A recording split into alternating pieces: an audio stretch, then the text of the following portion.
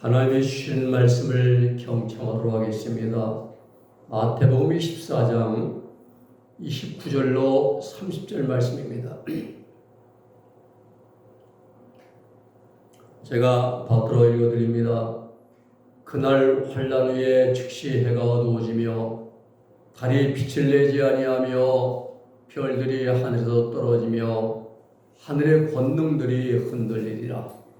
그때 인자의 징조가 하늘에서 보이겠고 그때 땅의 모든 족들이 통곡하며 그들이 인자 구름을 타고 능력과 큰 영광으로 온 것을 보리라. 아멘.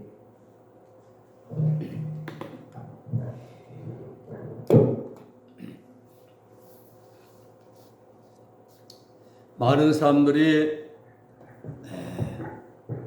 우리가 삶을 살아가는 이 시대를 가리켜서 마지막 때라 이렇게 말합니다.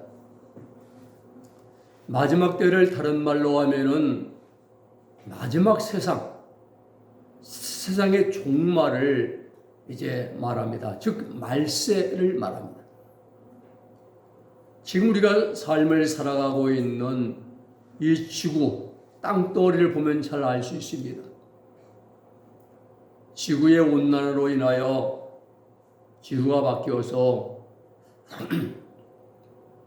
불붙듯이 쏟아지는 물폭탄이 또 갑자기 쏟아지고 또 사람들이 호흡하기조차 힘들게 만드는 무더운 폭염, 지진과 폭풍과 큰 비를 몰고 오는 태풍. 지금 세계는 기상이변의 시대를 살아가고 있습니다. 남극의 얼음은 지금 남극은 겨울입니다. 가장 추워야 되고 얼음이 어린한데 얼음이 녹고 있습니다. 하와이 산불도 이상기후로 일어났다는 그러한 말이 있습니다. 우리가 이러한 현상을 보면서 조용히 생각해 보면은 하나님 말씀대로 우리 하나님 말씀하시 뿌린 대로 거둔다겠어요. 하나님께서 사람이 살기에 가장 적합한 알맞은 온도와 기후와 환경으로 이 세상을 지구를 조성해 주셨습니다. 그런데 우리 인간들이 하나님 만드신 그 모든 것을 파괴했습니다. 여러분, 우리는 이러한 시대 환경, 자연 환경, 기후 환경을 통하여 한 가지 생각을 할 수 있어야 됩니다. 그 한 가지 생각이 바로 우리 주님이 하신 말씀입니다. 생각지 않은 때에 인자가 오리라. 생각지 않은 때에 인자가 오리란 주님의 예언의 말씀입니다. 그렇습니다. 우리가 삶을 살아가는 이 세상은 우리 예수님의 재림이 심히 임박한 시대입니다. 그런데 문제는 우리 예수 주님이 세상에 왜 오시는가? 무엇하러 오시는가?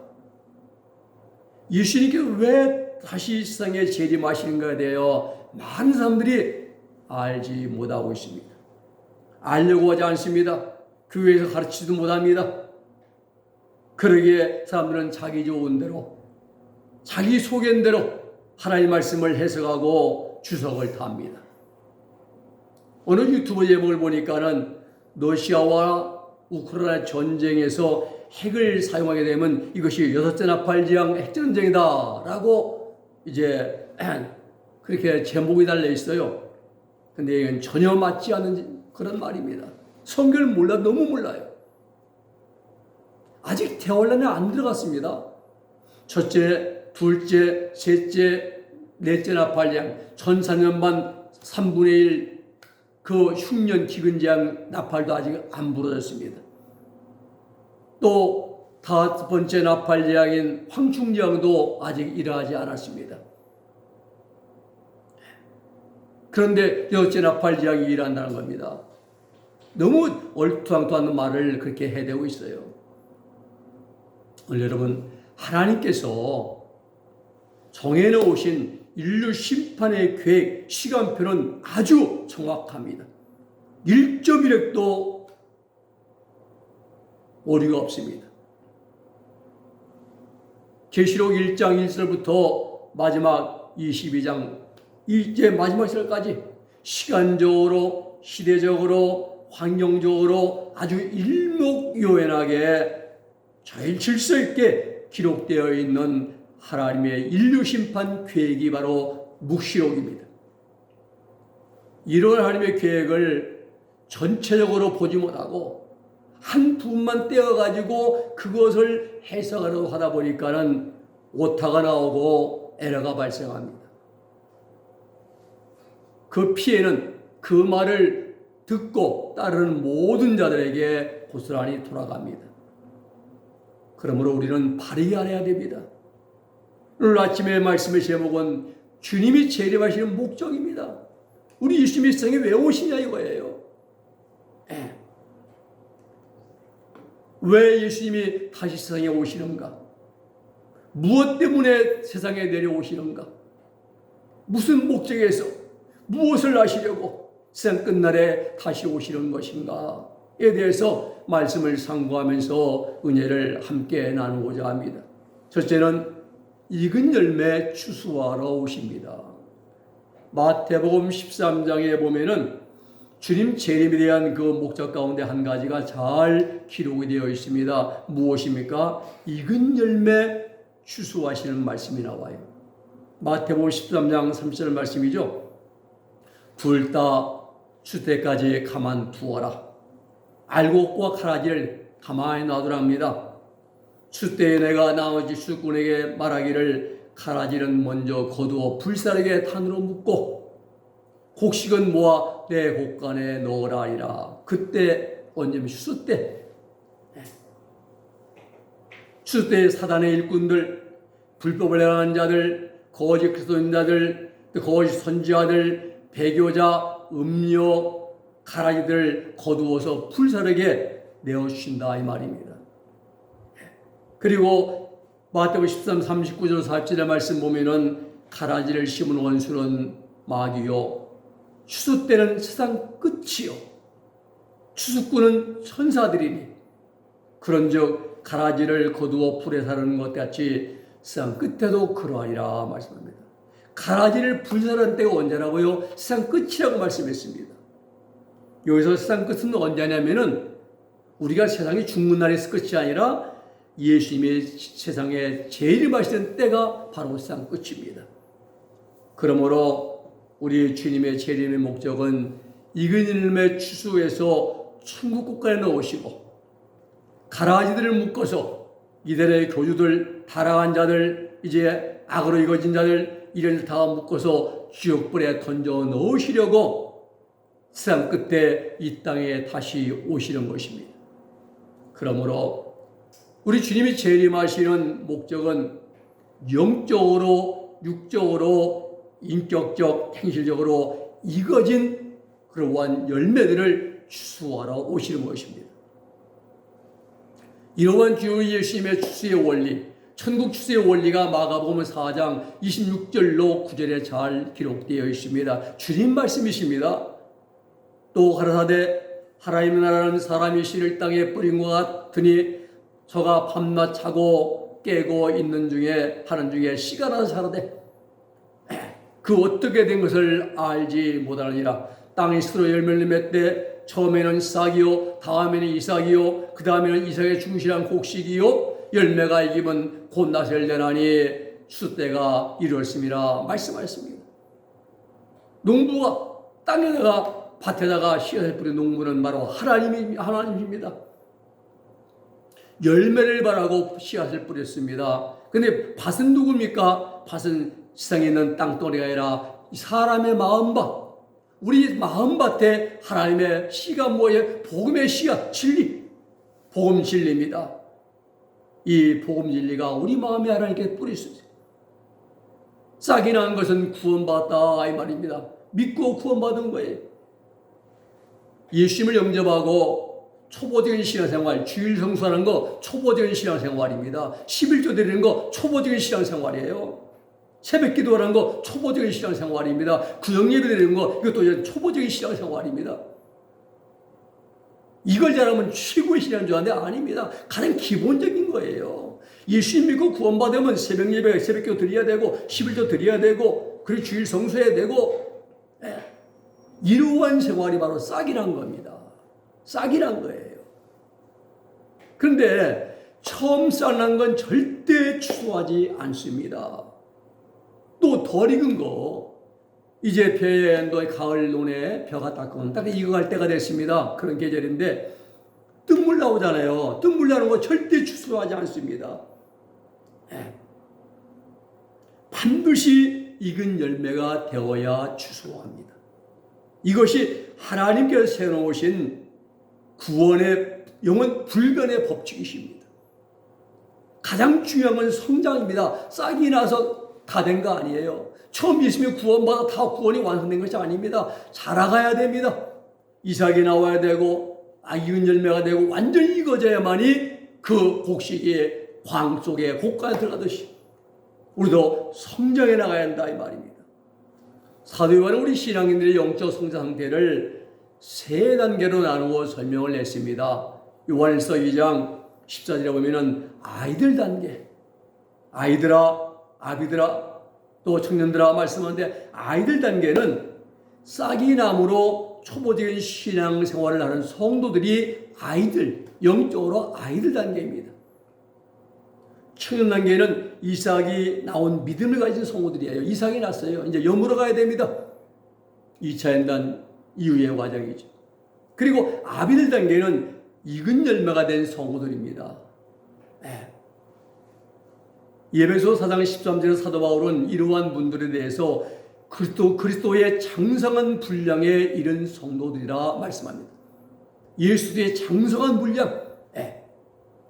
또 고린도전서 2장 15절 3장 1절은 신령한 자들이라 말합니다. 신령한 자들.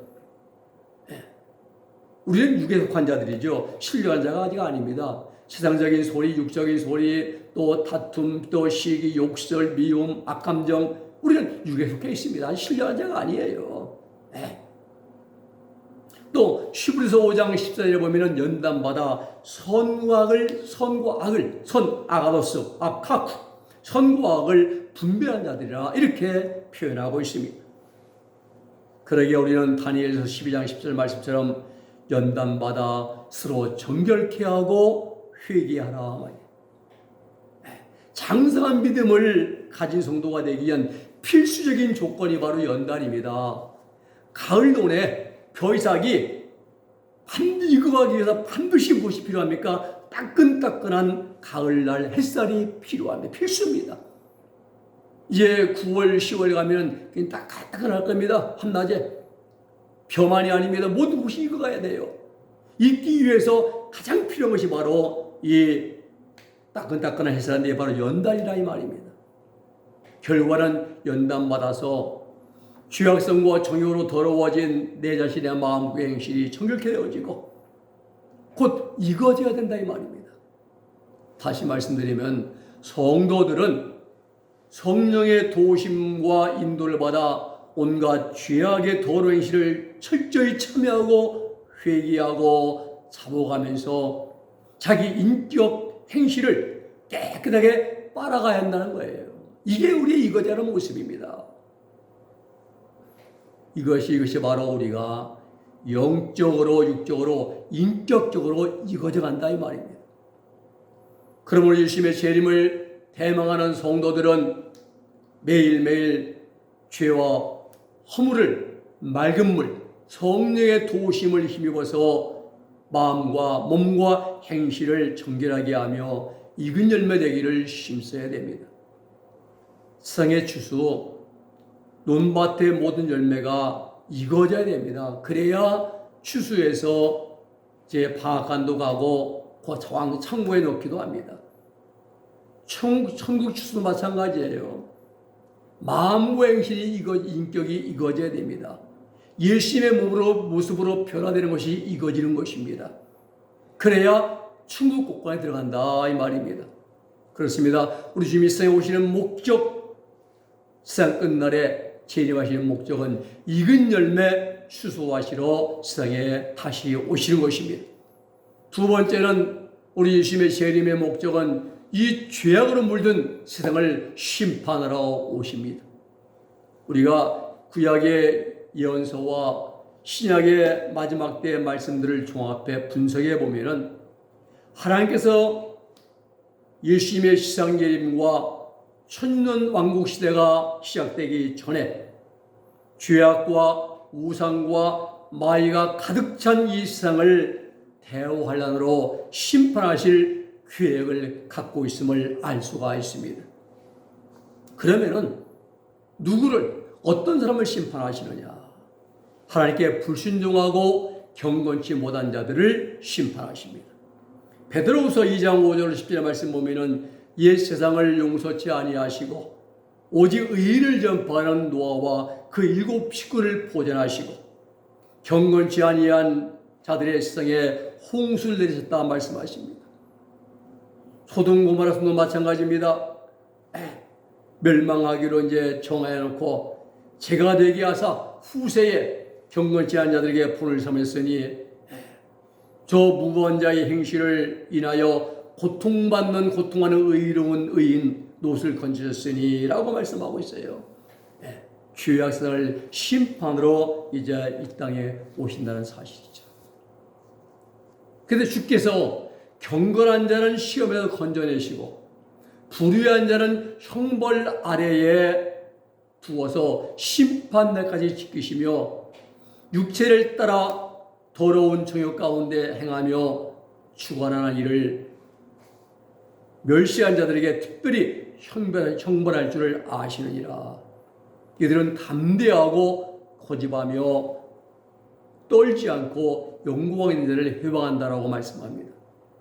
노아 시대는요, 불의하고 경건치 않은 사람들이 온 세상에 아주 가득 찼습니다. 그래서 하나님께서 홍수로 심판하시고 멸망하셨어요.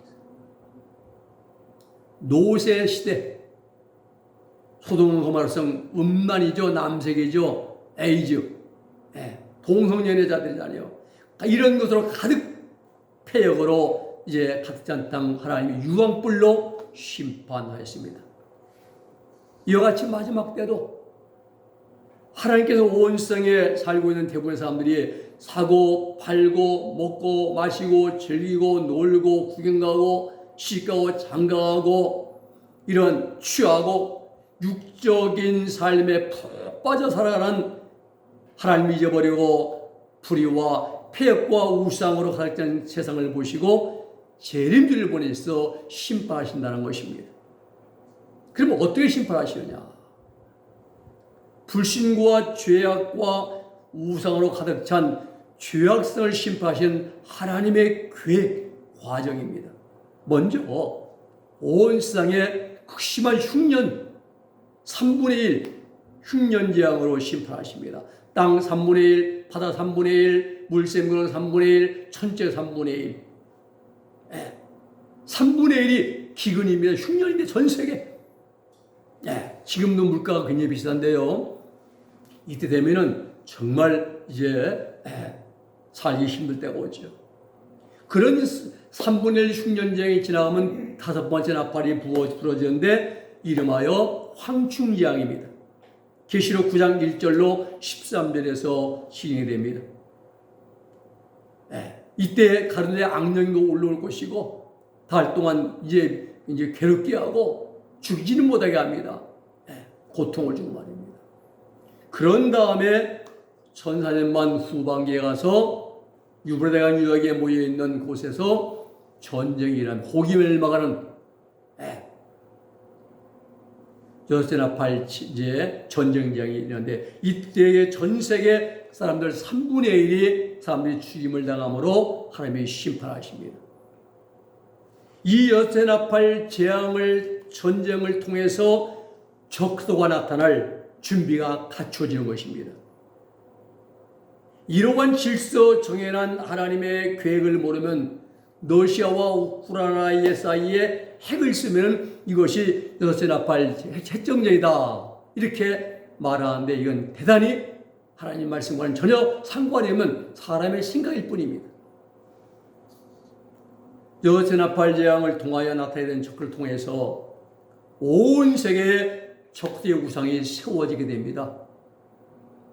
하나님을 거역하게 만듭니다. 예배도 못 드리게 만들고 기도도 못하게 만들고 찬도 못 부리게 만들고 말입니다. 기도할 때는 예수님의 이름으로 기도하며 적그리스도의 이름으로 기도합니다 해야 돼요. 다 이제 바꿉니다. 또 성도들을 미혹하고 박해합니다.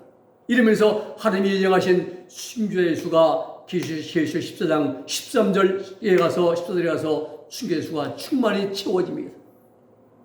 이런 과정을 지나가면서 적그리스도가 적그리스도를 추종하고 적그리스도의 표를 받고 우상 숭배하던 패여간 모든 사람들을 향하여 하나님의 진노가 떨어지게 되는데 그 진노의 이름이 일곱 대접 재앙입니다. 이 하나님의 진노가 담긴 일곱 대접 재앙, 계시록 16장입니다. 지구상에 쏟아지고 그리고 암무기또 지역에서 아마겟돈 전쟁이 일어납니다. 온 세계 왕들, 열불 십sun 적그리스도를 추종하는 무리들과 두 뿔 짐승 큰 거짓사 큰 음녀를 추종하는 무리들과 두 뿔이 이제 나누어서 두 대로 나눠서 싸웁니다. 그 전에는 부부 사이에 있어요. 적그리스도는 남편, 큰 음녀는 아내. 그런데 일곱 대접장이 다섯 번째 대접장이 쏟아지면서 적그리스도 몸에 온몸에 종기가 나오고 막 부수림이 생깁니다. 이 적그리스도가 가짜입니다. 온 세상 사람이 그걸 알게 돼요. 이때 적그리스도가 하는 말이 이 모든 재앙은 내게 임한 재앙은 저 두 뿔 짐승 큰 음녀가 순교들의 피를 너무 많이 흘려서 하나님이 내게 이렇게 이제 재앙을 내신 거라고 둘러대는 거예요. 모든 책임을 두 뿔에게 이제 큰 음녀에게 전가시킵니다. 이때 두 뿔 짐승이 내가 속았구나. 그러면서 이제 나는 외로운 과부가 아니라 이제 과부가 아니다 하면서 전쟁을 일으켜서 이집트에 저 열불을 점령해 전 세계를 지배하겠다 해서 전이란 전쟁이 바로 암무기또 지역에 일어나는 아마겟돈 전쟁이라 이 말입니다. 두 뿔이 싸우다가 막바지에 지상재림하시는 예수님을 향해서 전 세계의 핵을 다 날리다가 그들이 예수님의 입에 나온 이한검 말씀의 검으로 다 그들이 멸망당합니다. 이렇게 해서 그때까지 살아남은 성도들은 재림하시는 예수님 옆에 모이게 되는 것입니다. 그리고 마귀와 짐승의 표를 받은 불신자들은 심판을 받고 무정에 갇히게 되고 그리고 이 땅에는 천년 이상 나온 천년왕국이 태국이 되는 것입니다. 그렇습니다.